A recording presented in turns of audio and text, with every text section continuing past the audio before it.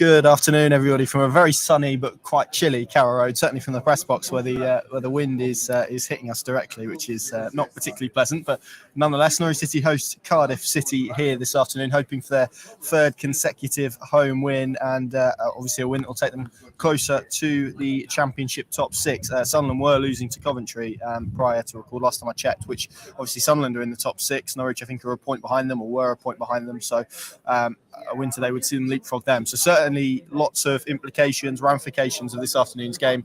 And of course, I mean, you're delighted with Coventry winning. Get in, yeah. Although I think that takes them 1 point behind now. Norwich. Yeah, well, that's, I don't mind a playoff date at Wembley between Cov and Norwich. I can't lose. That's true. It is true. And of course, we'll bring you the team news in about a minute or so. I'm expecting there to be certainly one interesting name in there, but possibly a couple in the squad as well. So we await that in a moment's time. Pad, what are you expecting from this afternoon? It's going to be an interesting one. Cardiff, who are a side who've struggled, I think they're lower scorers in the division, struggled for goals all year, but actually in terms of their defensive numbers, haven't actually been too bad this year. Yeah, well, I'd sort of narrow it even further to Sabri Lamucci coming in. The first 3 games, lost every one of them. And as David Wagner pointed out yesterday, he's gone to more of a 5, defensive 5, and they've won the last 2. So purely on that sample, they look like a team heading in the right direction. And they need to, because they're only just above. They've got a bit of a cushion, but not much in terms of the bottom 3. So I think in terms of type of opponent, we'll get a Wigan-esque committed performance. So Norwich will need to be a lot better at progressing the ball than they were against Wigan, put it that way. Yes, absolutely. And we should have the team news any second now. In fact, I think it might have just dropped, and so it does. And the big news, as probably we expected, Marquinhos makes his debut for Norwich City this afternoon. He comes in, of course, for Kieran Dowell, who's injured. It's a start for Jakob Sorensen as well, and Abu Kamara makes the bench. So Norwich City line up like this: Gunn in goal, Aarons, Hanley, Gibson, and I'm going to say Sorensen at left back, McLean and Sarah as the midfield 2, Marquinhos, Hernandez on either flank, with Nunez and Idah up front. The subs bench: Krul, Ome Bamidele, Sholes, Puki, Yanulis, Liam Gibbs and Abu Kamara. So a few bits to unpack there, Pad. Let's start with Marquinhos, his first start. I think the way that we framed it has often been since he arrived at the club, that right-sided competition did feel like it was between Dowell and Marquinhos, and the left side seems to have been between Onel Hernandez and Christos Solis. And after comments yesterday, it made it sound like it probably was going to be a sort of a game too soon, or a couple of games too soon for Christos Solis to start, even though he came on, of course, in midweek and scored.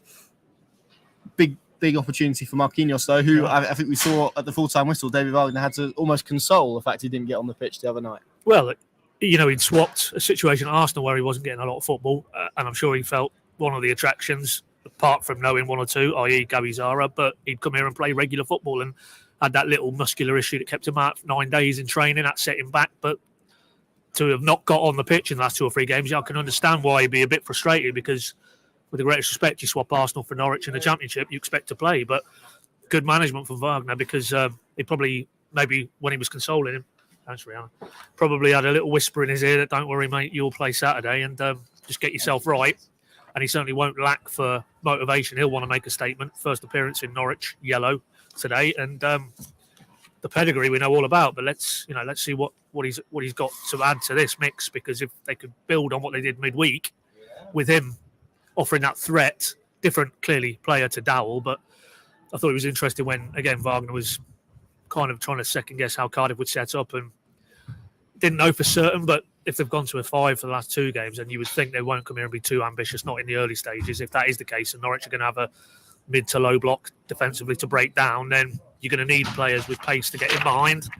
As my team sheet goes, I hope that's not a omen for the day. Windswept team sheet. Hitting somebody on the head down there, but don't worry about that. We'll blame you, Connor. Thanks, mate. So, yeah, I like it. I like that. That's bold. That's because maybe Jolis thought he could have probably done enough, given what he did in his little cameo cap by that goal here at the Barkley end. But yeah, that could turn out to be quite an astute piece of man management, I think, if they've been holding back Marquinhos and he's been champing it a bit, and now he gets his opportunity today, and it might be a game that suits him as well. Other than that, that is an interesting one. And then I'll throw it on back to you, Connor. Sorensen instead of Yanulis. That's how they finished, obviously, Tuesday night. And we know he can operate in the left-sided defensively positions, but that's not what he feels his best position is. But How do you see that one? And why has Wagner gone in that direction today? Yeah, well, really interesting as well, because you think about the way that he does like to play his fullbacks, high, attacking, aggressive, not necessarily what you'd associate with Jakob Sørensen, even when he played there in that title-winning season under Daniel Farke. He's a bit more conservative, a bit more pragmatic. There was kind of issues with pass progression down that side. So that's a really interesting decision for me, whether or not it's kind of fitness related. Obviously, 3 games in a week. He has spoken about the need to rotate. I guess given what we kind of mentioned against Cardiff and the fact that they are probably going to play a relatively low block and be set up quite defensively, maybe that will provide a little bit more space as well for Onel Hernandez on that side. So he should have a bit more space to run into if need be. So a really, really interesting decision on that front. I'll just read you the Cardiff team. They do line up with what looks to be a 3-5-2. You can spin it to be a 5-4-1 or whatever you like it. But they line up with Allsop in goal, NG, McGuinness and Kipray as back 3. Romeo, Wintle, Sawyers, Rawls and O'Dowda as a 5 with Philogene and Connor Wickham up front. And it is Connor Wickham's first start, of course, former Ipswich Town striker. Their subbench is Olnick, Simpson, Ojo, Rinomota, Cabba, Ete and White. So that's how Cardiff City line up.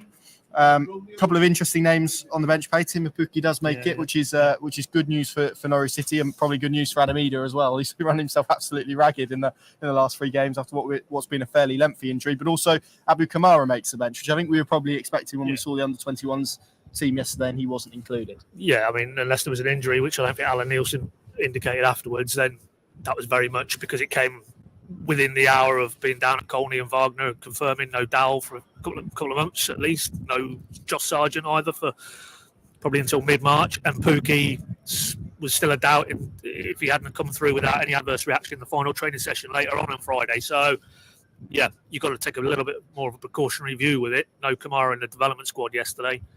And I saw him getting off the team coach. It was pretty evident when we got to Carrow Road that he was going to be in the mix. And, I've thought, because David Wagner has just hinted on a couple of occasions, we've been down to Colney recently about the talent in the academy, but he doesn't want to name the players who've really impressed him because he didn't want to put any undue pressure on them. And, given how much Kamara in a key area of the pitch seems to have in his locker and how good he's been at development level for a season or 2 now, he would strike me as a player who probably has caught David Wagner's eye and training regularly. We watched him a month ago, or about a month ago, wasn't it? End of January, early Feb, in that game against Leeds at Colney, yes. and I was quite impressed with him. He was good. Yeah, he was good. And I remember watching a development game last season when it was Rowe, Kamara, Tom Dixon-Peters, and obviously under Dean Smith at that period, it was Rowe who made the first move. And then injuries intervened until, coincidentally yesterday, his first appearance of the season, got a goal as well in that first 45 minutes. But no, Kamara, I think, of that crop, I think he feels to me like he's the next one ready to burst on, because for me, I think Liam Gibbs has made the transition now. Even John Tompkinson, you could say, has made the transition of Obama Daly and Idah prior to, and Max Aaron's even further back. But he feels like maybe the next cab off the rank. And, if that is the case, he looks to have everything about him to be quite an exciting talent. So probably a bit too soon to see him today, given you've got Jolis in those areas of the pitch and the GOAT as well. I think we'll probably see him in the second half because, as you rightly say, Adam Idah probably played too many minutes for David Wagner's liking, given he's only coming back from injury recently. But he was good. I thought he was good on the night midweek.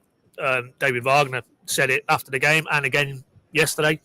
Didn't get his goal. John Ruddy denied him, didn't he? But his all-round game, in what David Wagner demands of his forward players to be almost the first line of the press, I thought he was excellent. So he should be full of confidence, and hopefully he carries on where he left off, because this is, I think I'm right in saying now, is it his 4th consecutive start? Yes. And I think David Wagner trotted out the stat yesterday that he'd only had 13. I think you mentioned it as well in a piece.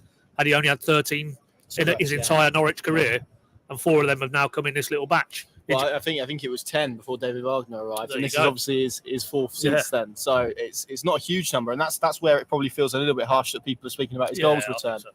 For me, definitely, because he hasn't, because his body hasn't allowed him to, get a consistent run of games. And then, of course, you've had the issue that the immovable object has been Teemu Pukki for the majority of his Norwich senior career. That might no longer be the case moving forward. Contractually, we know the situation with Teemu. I think we might be getting to the end game for him this season, but that, in terms of Adam Idah, could open up an avenue to if his body holds up, to be Norwich's main man moving forward. There's absolutely no doubt. Wagner again yesterday, almost eulogising about this lad. He thinks this lad is an absolute talent who just needs to be managed in the right way, both in terms of physically, also extracting that raw material, which we all see, albeit frustratingly just in glimpses. But you look at him, you see the size of him, you see the power and the pace, the natural instinct to finish inside the box as a player there. You just need to put the environment around him to allow him to flourish. And if he does that, then Norwich have got a seriously saleable asset, dare I say it, moving forward, because ultimately that still is the model, or should be anyway, for this club, certainly under the current ownership, and that is to develop young talent in the short term, clearly to improve your first team, but as we've seen, Madison et al., down the line to generate funds to put that back into the club. And they look at the contract they've given him, a 5-year deal or a 5-year extension. They clearly feel this guy can be potentially in that bracket. It'd be lovely to see another sample of that today, wouldn't it? Yeah, it would. And the thing is about the contract as well is he's not going to need to do much, I would suggest. Let's say he has a really good run of championship games. Let's say he manages to get 15 in a season. If Norwich are playing at this level again next season, you would imagine that would probably be enough to get some serious interest in him, particularly given he's a striker. It's a position that does demand a lot of funds. So probably, yes, a risk in terms of the length of the deal that they've given him, but potentially really big rewards if it does pay off. Just wanted to make a point on Abu Kamara as well. When we saw him play, lots of people speak about him as a striker. He was playing off the left or off the right? Yeah, played a free. It was basically a free. I'm talking about the game last season. He was slightly off the left. Nunes was in the 10. Yeah. He was on the left-hand side. Idah was up front. Yeah. So he is capable of playing on one of those wider roles, which again, given the perhaps lack of options that Norwich City have now with Kieran Dow's injury, makes them an interesting selection choice in this. So how do you see this game going then today, Pat? Because it's obviously, I think we said before this week it needed to be 6 points from these two games really in terms of their playoff prospects. Sunderland losing, obviously Millwall and Sunderland to come up next, feels like a big opportunity. We've used that word a lot in recent weeks. We have, and it is. I think at kick-off, if I've got my maths right, they're a point outside the top six. There's a little clump of clubs between them and the top six, but in terms of points, it's there for them. And yes, Cardiff will make life difficult for them, but much like Wigan, this is a team. If Norwich have aspirations to get in this or end up in the top six at home, after the last two home games here, both in performance and results and goal scoring, you've got to deal with Cardiff today. So I'm pretty confident we're going to go 2-0 win, and that really set things up lovely for two belting games to come, Millwall and Sunderland. But we'll worry about them thereafter. But what's your water telling you, Connor? Yeah, I'm going to go with a Norwich win as well, and a pretty comfortable one at that. Yeah, I could see it being a Cardiff don't really score, do they? I could see a 3-0 if I'm honest, 2-3-0. Which hopefully I've not done what you've done at Wigan and completely jeopardised. Well, in the interest of balance, until Zola's bent in that in the 93rd minute, my score was coming true that night. So that's true. That is true. Debit and profit and loss column. And well, that probably suggests how much or how little we know. I'll let you just let you be the judge. If you want to follow this afternoon's game, of course, Pinkin.com and the Pinkin Plus app, the place to go. I'll be on the live vlog, of course, this afternoon. You can come and join me. And we'll have all the analysis and reaction after the full-time whistle as well. If you're coming to Carrow Road, enjoy the afternoon. If you're following from afar, let's hope Norwich City can reward everyone with 3 points. A Saturday 3 o'clock kickoff. I think this is the first one of those this year, isn't it? Do you know what I was thinking? At least. I was walking down, sort of come down Thorpe Road, and the Fat Cat and Canary obvious staging post was packed and outside. And I thought, when was the last time? Yeah, now you've said that, it did feel to me that it's been quite a while since we've been here at 3 o'clock on a Saturday. So. See, if I'd have prepped here, I'd have got Adam to look up when it was the last time they played. It feels like it's been a while. Yeah, maybe someone will comment after the video and let us know. But anyway, thank you very much for watching. Enjoy your afternoon, be it here at Carrow Road or elsewhere, and we'll catch you again very, very soon.